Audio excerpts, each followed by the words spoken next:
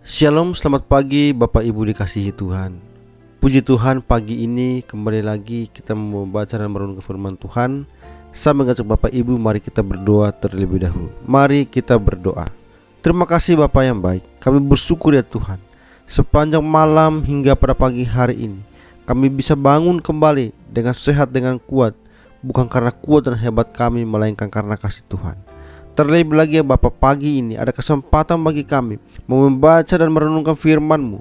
Tolong Bapak buka hati dan pikiran kami, sehingga firman kami baca, kami renungkan, kami dapat mengaplikasikan dalam kehidupan kami hari lepas hari. Di dalam nama-Mu Bapa kami sambut firman-Mu penuh dengan ucapan syukur. Haleluya, amin. Mazmur 99 ayat yang kelima. Tinggikanlah Tuhan Allah kita, dan sujudlah menyembah kepada tumpuan kakinya, kuduslah Ia. Tema yang saya berikan untuk kita renungkan bersama yaitu tinggikan Tuhan dalam hidupmu. Bapak, Ibu, saudara-saudari yang dikasihi Tuhan, ada banyak orang di dalam hidup ini selalu suka dihormati. Berbagai cara, bahkan sering sekali dilakukan oleh orang untuk mendapat penghormatan tersebut. Dimulai dari cara yang baik sampai cara yang tidak baik. Beberapa orang beranggapan untuk dapat ditinggikan atau dihormati, maka hal itu mereka cari. Padahal sesungguhnya seseorang ditinggikan atau dihormati bukan karena dicari atau dikejar, melainkan hal itu akan diterima oleh mereka yang pantas menerimanya. Dalam Mazmur ini, di mana pemazmur senantiasa meninggikan Tuhan. Dasar pemazmur meninggikan Tuhan karena dia percaya bahwa Allah yang menyertai dan mengasihinya adalah Allah yang hidup dan Allah yang benar. Apa yang dilakukan oleh pemazmur tentu berbeda dengan apa yang menjadi pernyataan di atas. Jika kebanyakan orang meninggikan dirinya sendiri, namun pemazmur berbeda. Yang dia tinggikan bukanlah dirinya sendiri, melainkan Tuhan. Mazmur 99 ini mengingatkan bahwa Tuhan adalah Raja yang kudus, dan Ia mau umatnya hidup dalam kekudusan. Kekudusan memang selalu dikaitkan dengan keadaan tidak berdosa. Namun kekudusan juga berarti terpisah atau dikhususkan untuk sebuah hal tertentu. Demikianlah kehidupan kita yang didesain untuk hal tertentu sebagai gambar dan rupa Allah. Hidup menaati Tuhan dan menolak dosa.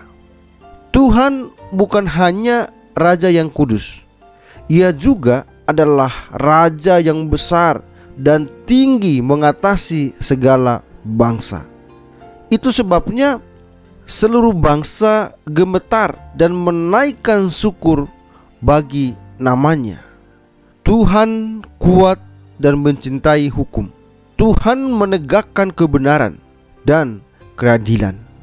Luar biasanya, Tuhan yang sedemikian dahsyat ini juga bersedia berkomunikasi dengan umatnya. Ia berkomunikasi melalui para nabi dan para imam. Di antaranya ialah Musa, Harun, dan Samuel.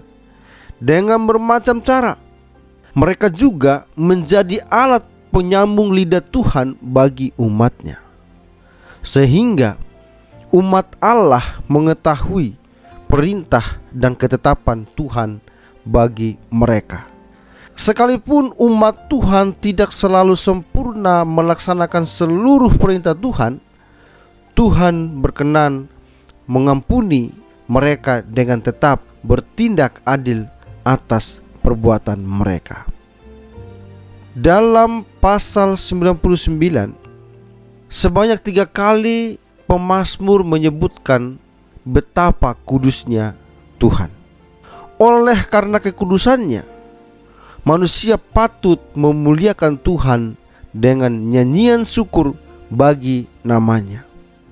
Menyanyikan syukur dalam hal ini tentu bukan dimaknai secara sempit pada pengertian menyanyikan pujian rohani, melainkan memuliakan Tuhan dalam segenap hidup dengan didasari penghayatan bahwa Tuhan adalah Raja yang kudus.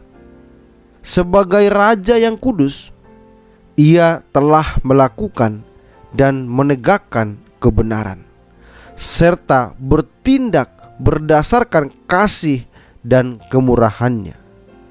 Ia memerintah dengan belas kasih dan benar-benar memperhatikan seruan umat-Nya, bahkan menuntun umat-Nya untuk hidup dalam tuntunan perintah-Nya yang membawa keselamatan. Ia Tuhan yang mengampuni, tetapi juga Tuhan yang bertindak dengan keadilan-Nya, yang tak segan menghukum umat-Nya yang hidup dalam dosa. Meskipun Tuhan adalah Raja yang duduk di tahta maha tinggi, pengalaman iman orang percaya membuktikan bahwa Ia sangat dekat, menyapa dan tetap bersama umat-Nya dalam pribadinya. Yang demikian itu, umat haruslah menghormati Tuhan dan merendahkan diri di hadapan-Nya.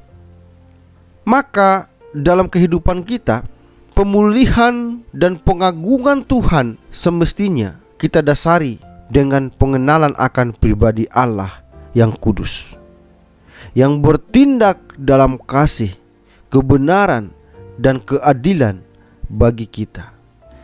Ia yang berkenan menyucikan kita dari segala dosa.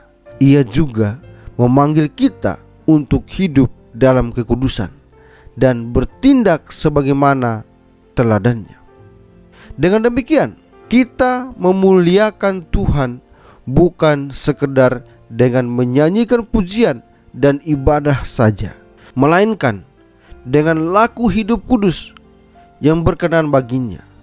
Memelihara kekudusan adalah panggilan hidup yang melekat di dalam diri kita, yang agar Tuhan benar-benar dipermuliakan dalam setiap tindakan hidup kita.